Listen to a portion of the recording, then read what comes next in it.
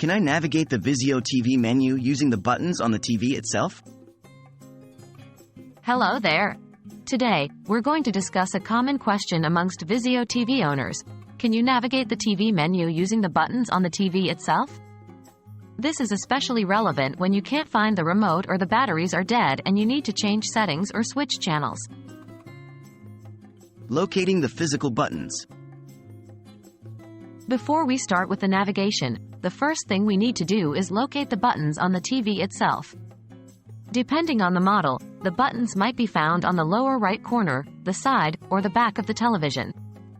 These buttons usually include power, volume, and input buttons. In some cases, there is a menu button as well. Understanding the buttons' functions. Now that we've located the buttons, it's important to understand what each button does. Power button. It's used to turn on or turn off the TV. Volume buttons.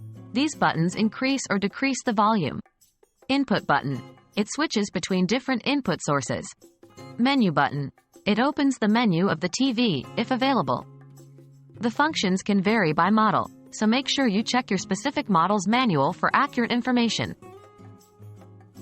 Navigating the menu using physical buttons. If your Vizio TV has a menu button, you can navigate the menu using it.